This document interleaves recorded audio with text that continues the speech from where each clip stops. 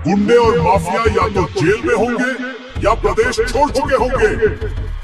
ये नया उत्तर प्रदेश है, यहाँ माफिया नहीं सिर्फ कानून का राज चलेगा। उत्तर प्रदेश की मिट्टी ने बहुत कुछ देखा है, राजाओं की शान, संतों की करुणा और फिर वह लंबा थकाऊ दौर जब डर ने घर बना लिया था। यह डर अचानक नहीं आया था, यह धीरे धीरे पनपा, गलियों में फैला, थानों की फाइलों में सोया, अदालतों की तारीखों में अटका और अंततः लोगों की आंखों में उतर आया। ऐसा डर जो आवाज से पहले ही इंसान को चुप करा देता है। शाम होते होते दुकानों के शटर सिर्फ धूप से नहीं, आशंकाओं से भी गिरते थे। किसी का नाम लेने से पहले लोग चारों ओर देखते थे, क्योंकि नाम सिर्फ पहचान नहीं, अंजाम भी बन चुका था। पूर्वांचल, प्रयागराज, आजमगढ़, इन इलाकों में अपराध कोई घटना नहीं था, वह व्यवस्था बन चुका था। राजनीति उसके लिए ढाल थी, पैसा ईंधन और बंदूक उसकी भाषा। जमीनों पर कब्जे, ठेकों की लूट, गवाहों की खामोशी, सब कुछ एक दूसरे से जुड़ा हुआ था। थाने रिपोर्ट लिखते थे पर कागज पर, अदालतें सुनवाई तय करती थीं पर तारीखें दूर दूर, और इसी बीच अपराधी बेफिक्र अपना साम्राज्य फैलाते रहते थे। इन नामों में एक नाम ऐसा था जो प्रयागराज की हवा में डर की तरह घुला रहता था, अतीक अहमद। उसके इर्द गिर्द कहानियां थीं, कभी जमीन पर कब्जे की, कभी अपहरण की, कभी गोलियों की। उस पर दर्ज मुकदमे कागजों में भारी थे, पर जमीन पर उसका असर उससे भी भारी। लोग कहते थे कानून दूर है लेकिन उसका आदमी पास। यह वाक्य किसी एक का नहीं था, यह पूरे सिस्टम की थकान का बयान था। समय बीतता रहा, सरकारें आई गई, भाषण हुए, घोषणाएं हुई, मगर अपराध की धारा जैसे किसी और दिशा में बह रही हो, रुकती नहीं थी। और तभी 2017 की एक सुबह राजनीति ने करवट ली। मुख्यमंत्री पद की शपथ के साथ एक चेहरा सामने आया, साधारण वेश, कठोर स्वर और आंखों में अडिग निर्णय। योगी आदित्यनाथ। लोगों ने उम्मीद और आशंका दोनों साथ महसूस की। उम्मीद इसलिए कि बातें सीधी थीं, आशंका इसलिए कि सामने दीवारें ऊंची थीं। शुरुआती दिनों में कोई तमाशा नहीं हुआ, न बड़े बड़े जुलूस, न शोर, मगर सिस्टम के भीतर हलचल शुरू हो चुकी थी। थानों में मीटिंग्स हुई, लंबी, चुप और गंभीर। संदेश साफ था, अब अपराध कोई राजनीतिक नीति नहीं बल्कि सीधी चुनौती है। कई अफसरों को पहली बार लगा कि उनके कंधों से अदृश्य हाथ हट गया है। काम करने की कीमत अब सजा नहीं, सम्मान होगी। फिर घटनाएं बोलने लगी, रात के सन्नाटे में सायरन गूंजने लगे।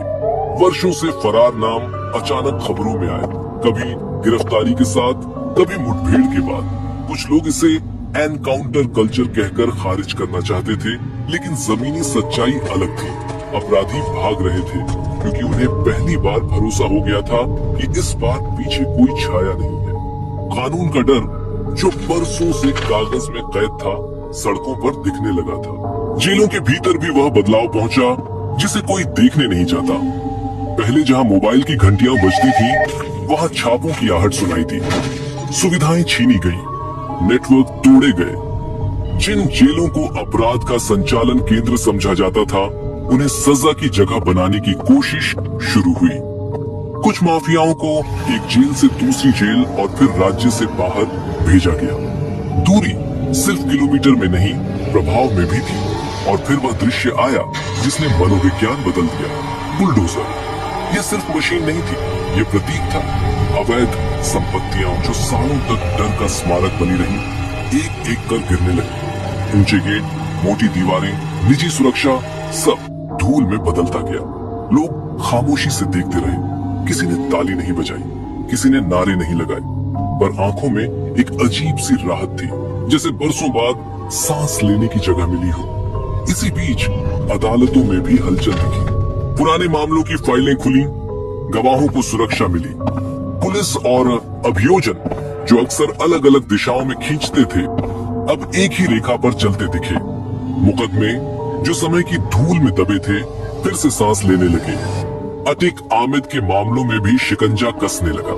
उसकी गिरफ्तारी, फिर ट्रांसफर, और वह एहसास की रसूख अब ढाल नहीं रहा, इस पूरे दौर का संकेत बन गया। ये किसी एक व्यक्ति की कहानी नहीं थी, ये उस व्यवस्था का मोड़ था जहां नाम से ज्यादा फाइलें बोलने लगी थी। गांवों में, कस्बों में, शहरों में धीरे धीरे फर्क दिखने लगा। रंगदारी के फोन कम हुए, ठेके खुली बोली में मिलने लगे, पंचायतें फिर से पंचायत जैसी लगने लगी। यह कोई जश्न नहीं था, यह एक लंबी सांस थी। लेकिन कहानी यही पूरी नहीं होती। अपराध की जड़ें गहरी थी। राजनीति और अपराध का गठजोड़ एक दिन में नहीं टूटता।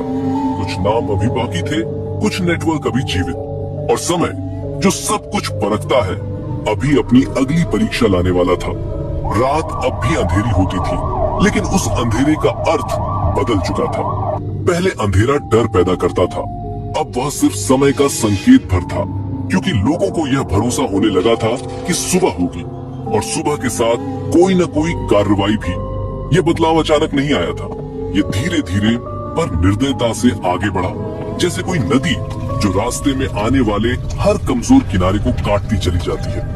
अपराध की दुनिया में सबसे बड़ा सहारा सिर्फ हथियार नहीं होता, बल्कि पैसा और नेटवर्क होता है। और जब सरकार ने यह समझ लिया कि बंदूक से पहले धन की नस काटनी होगी, तभी असली लड़ाई शुरू हुई। अवैध खनन, जबरन कब्जाई गई जमीनें, फर्जी कंपनियां, बेनामी संपत्तियां, एक एक करके सब निशाने पर आने लगी। नोटिस भेजे गए, खाते सील हुए, और वे लोग जो कभी सरकारी दफ्तरों में रौब से घुसते थे, अब कागज हाथ में लिए सफाई देते नजर आने लगे। जेलें जो कभी माफियाओं के लिए सुरक्षित ठिकाने थीं, अब उनके लिए सबसे असहज जगह बन चुकी थी। बैरकों के भीतर सन्नाटा था, लेकिन वह सन्नाटा सुकून का नहीं था, वह इंतजार का था। ऐसा इंतजार जिसमें बाहर की दुनिया से कोई खबर नहीं आती।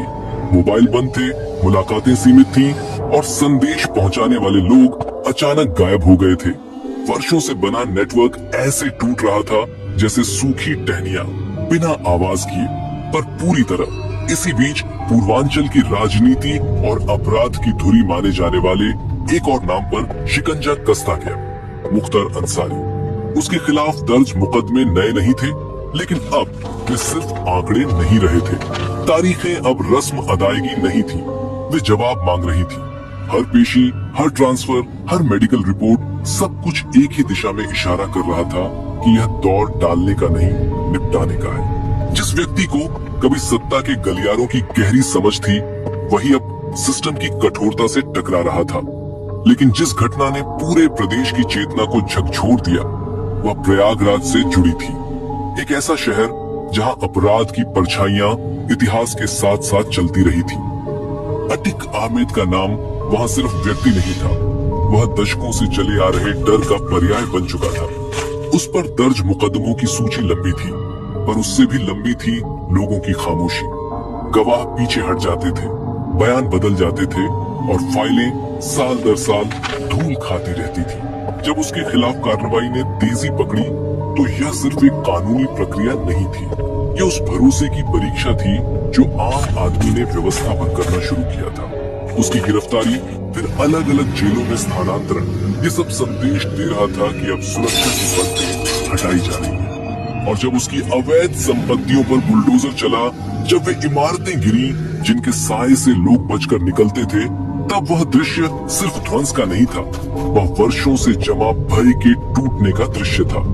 लोग चुपचाप देखते रहे, किसी ने जश्न नहीं मनाया, क्योंकि यह किसी की हार पर खुशी नहीं थी। यह उस एहसास का जन्म था कि डर भी मिट्टी का बना होता है, और मिट्टी एक दिन ढह ही जाती है। बुजुर्गों ने कहा, हमने सोचा नहीं था कि यह दिन देखेंगे। युवाओं ने पहली बार महसूस किया कि शायद भविष्य इतना संकुचित नहीं है जितना अतीत था। इन सब के बीच प्रशासन की भूमिका सबसे निर्णायक रही। पुलिस, जिसे बरसों तक राजनीतिक दबाव और डर के बीच संतुलन बनाना पड़ता था, अब साफ निर्देशों के साथ काम कर रही थी। सही कार्रवाई पर सम्मान और गलत पर जवाबदेही। यह समीकरण नया नहीं था, लेकिन इसे लागू करने की इच्छा शक्ति नहीं थी। थानों में बैठकर फोन करने की जगह अफसर अब मैदान में दिखाई देने लगे। यह दृश्य अपने आप में एक संदेश था। कानून अब मौजूद है, सिर्फ लिखा हुआ नहीं। इस पूरे दौर में सत्ता का चेहरा एक सा बना रहा। कम शब्द, कड़े फैसले। योगी आदित्यनाथ के नेतृत्व में सरकार ने यह साफ कर दिया कि यह लड़ाई लोकप्रियता की नहीं, परिणामों की है। आलोचनाएं हुई, सवाल उठे, लेकिन जवाब घटनाओं ने दी। जिन इलाकों में शाम होते ही सन्नाटा छा जाता था, वहां अब देर तक दुकानें खुली रहने लगी। जिन ठेकेदारों को पहले सेटिंग करनी पड़ती थी, वे अब फाइल लेकर दफ्तर जाते थे। ये कहना आसान है कि अपराध खत्म हो गया, लेकिन सच ये है कि अपराध कभी पूरी तरह खत्म नहीं होता। उसे सिर्फ उसकी जगह दिखानी पड़ती है, और उत्तर प्रदेश में यही हुआ।